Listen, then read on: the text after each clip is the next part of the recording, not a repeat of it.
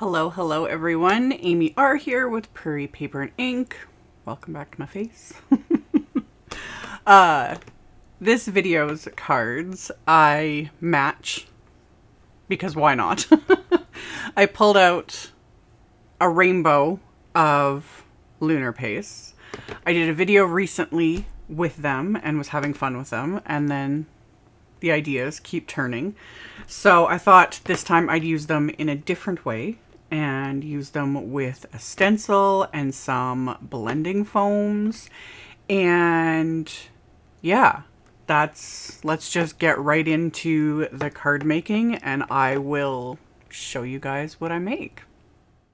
So I started off with black cardstock that I trimmed down into 3 pieces, and each piece is 3.5 by 8.5 inches. And I'm using the Fading Hearts Slimline stencil that Simon released a couple years ago. I forget how long ago this one came out. It's been out for a while. Still one of my favorites. So I've got the stencil. I taped it to my glass mat with just some PIXIE tape. I put tape on the back of these pieces of cardstock so that they won't shift. My first thought was I might be rotating each of these pieces as I do each color, but in the end I end up just doing one entire panel at a time, as you're going to see. So I've got all the Lunar pastes that I wanted to use, and this time to apply it I'm going to use just Ranger blending foams. I've shown in other videos I've used these pastes over a stencil with just a palette knife. That works great. It applies it much thicker, obviously, so you get a more solid color, you get more texture that way. I've done it with my fingers. I'll link to those other videos at the end of this one. This time I wanted to try the blending foams because the nice thing with this is these dry very quickly when you're using the blending foams because you're applying it so thin. And out of habit, I started with yellow. I've mentioned this before. Anytime I'm doing a rainbow of colors, I always start with yellow. Usually because I'm using blending tools, things like that. Even, well, in this case, I'm using blending tools. But it's to keep my yellow from getting contaminated because yellow's the lightest color in the rainbow. And, you know, I just don't want my blending tools full of like orange and green and all the things. So I started with just laying down one layer of color. And because I'm using the foams and doing it like this, it's very, very thin, so you're not getting very much intense color. Ways around that, for me, I'm actually going to just do 2 layers, simple. Or you can use a palette knife, apply it a little thicker, and you get great coverage. This though, because I've applied it so thin, it's going to dry incredibly quickly, which is super nice, and I can actually just immediately go right back in and add a second layer. So I just went along the rainbow and added all the colors, and I'll have links with the supplies to the specific colors I used, but the red is bee sting. And see already by the time I did my last color, these are all like basically dry. They're also dry on the stencil. I was a little concerned about that. That's also why I started with yellow, because I was like, ooh, it might, you know, pull up the color from the stencil, but it's dried on the stencil as well, which is fine. When it comes time to wash this, I didn't have any trouble getting this off my stencil. So anyway, the red was bee sting. The orange was Guppy. Yellow is shooting star. And then the green, fake plant. The blue is no diving. And then the purple is crown me. So I went along and did like one layer, and then the second layer. The second layer was like the piece de resistance, you know, chef's kiss, because when I pull the stencil away and you see the color and the shine, I was like, oh yes, these were fun. See, love. And it's thin, so if you don't want a bunch of bulk or dimension, you can try using them this way. So I'm going to repeat the process over and over again. I've super sped this up in editing because it's literally the exact same thing. I just applied a thin layer, went on to, you know, did each color, applied a second layer, and then went on to the final panel. And with these, apparently when you remove the excess from the blending foams, which I'm going to show, I just used some paper towel, sprayed it with water, and then like kind of mushed the blending foams into the paper towel. As long as you remove like the excess of the paste, it won't harden the foams.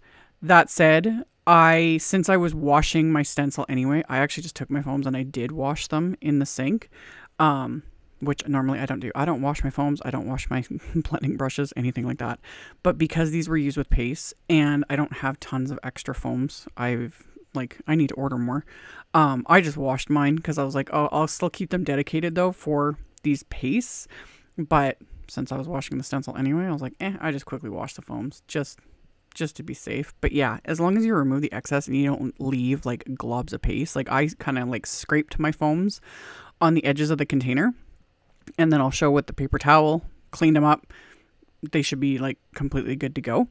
But yeah, I just took them to the sink along with the stencil and just gave them a good little wash with just a bit of dish soap. The stencil, I just gently rubbed it like kind of between my hands and then used the little like jet spray with my kitchen sink, you know, got the stencil off, which you'll see the stencil ends up being like completely clean after this. So it cleaned up really easily.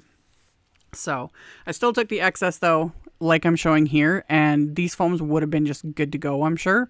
But yeah, if I'm washing one thing, may as well wash everything else, sort of a thing. So yeah.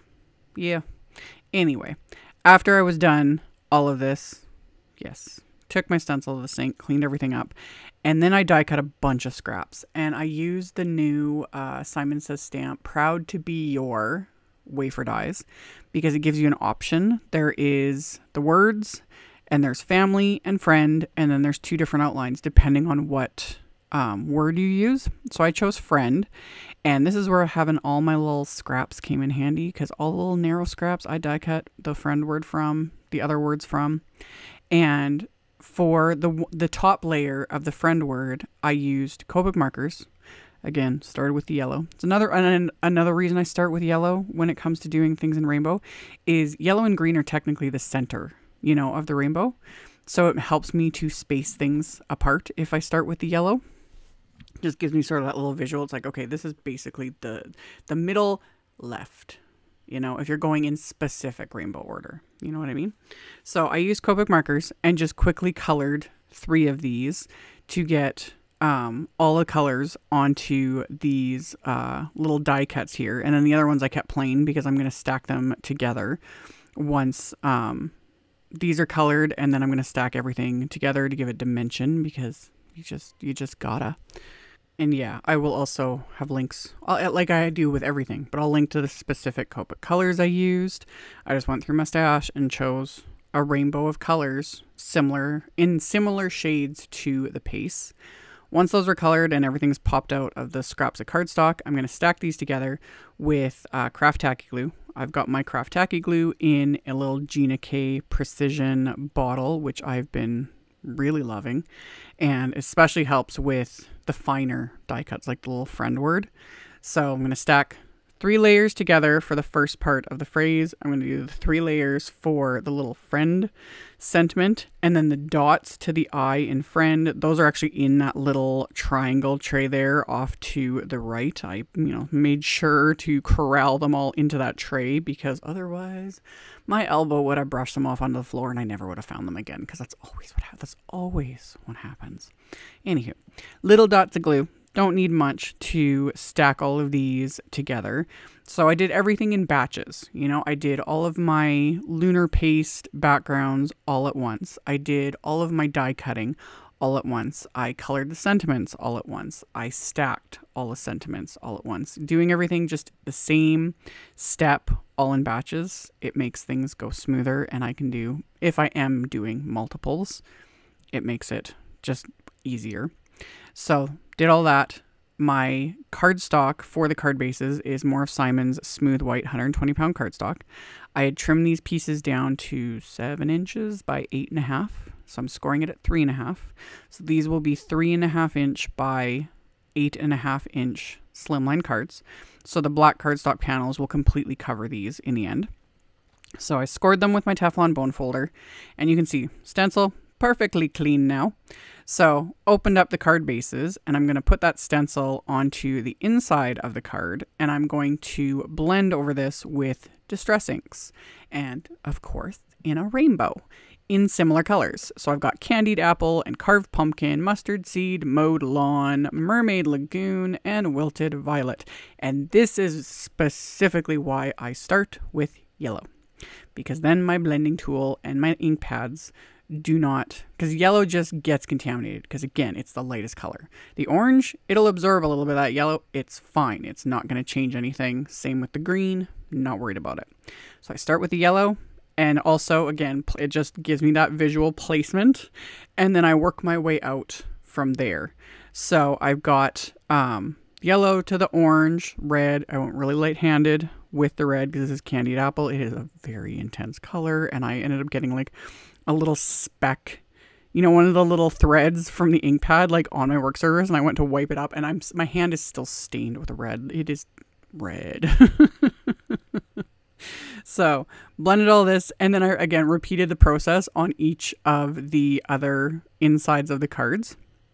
And then I pulled out my Misty, and I'm going to fold these cards inside out, and I'm going to just use a little bit of tape to hold it closed along with my magnet, so I can stamp sentiments on the insides of all of these. And the sentiment is from the Extra Proud stamp set that I used in a recent video as well. So I lined up the sentiment, and I'm stamping that with VersaFine Clair Nocturne ink. And again, just repeat the process. So got it stamped once. Then I take the next card, fold it inside out, tape it closed with that tape just to hold that card front down. Magnet as well. Stamp, repeat. Simple. So, and then I kept reusing the same piece of tape because why not? I keep them stuck to the side of my work surface. All my little bits of like washi tape, purple tape, PIXIE tape, etc. And I just keep reusing them. I just grab a piece, reuse it until it doesn't stick anymore. And then I took the outline for that Proud to Be Your Friend wafer die. Realized, thankfully, at the last second I had it upside down there. And I lined it up on the Lunar Paste backgrounds because I didn't want to cover up any of this with the sentiment. I was like, oh, it's so pretty and shiny. So I was like, I will die cut right from the background, and I'll adhere the sentiment to that. And then I also die cut scraps of black cardstock with that same outline so I can inlay those and pop this up a little bit while still keeping the design and the shine and everything.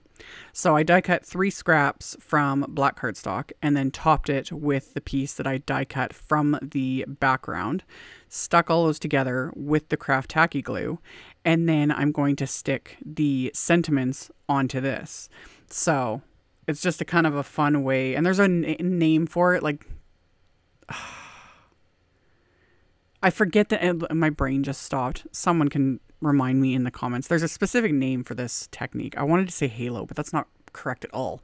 Anyway, when you like die cut from your background, pop it up. You know, you guys know what I'm talking about. Anyway, adhered everything again. Craft tacky glue. Got the little Proud to Be Your adhered, and then the word friend, and then those little tiny dots from my triangle tray. You can always skip the tiny little dots. You can either just leave them off completely, because especially with most die cut words, a lot of times you're just not gonna, like, your eye sees it anyway, so it's fine. However, you could also rather than stacking them, you could just use a little like gem, you know, a little rhinestone, a little pearl, that sort of a thing. But I find doing it like this and just adding the glue directly to my background, and then I use an embellishment wand to pick up the little die cuts, pop it into place. Quick, simple, easy. Biggest thing is just putting them in a tray or a little container to keep them from wandering off, because that's 99% of my problem, is losing the little die cuts, or I'm crawling around on the floor trying to find them, and yeah, anyway, got everything adhered, and then I adhered the background to the card base, and like I said, this is going to completely cover the card base, and then I'm going to pop the sentiment into place. And a person could technically leave it here, but I had bling that I thought was just perfect. I kind of went through some of my stash, and I was like, this, and then I came across, I have these Bubble Amore embellishments from Trinity Stamps. They're heart-shaped, and they're iridescent. Hello, perfect. I was like, yes. And the bonus is, I adhered these with craft tacky glue, so they look cloudy with the glue while it's still wet, but the glue is going to dry completely clear. So then these really do end up looking like heart-shaped bubbles when all is said and done, which I'll show in the end and you'll see in the photos, which is just fun, really. It just kind of gave that little extra something.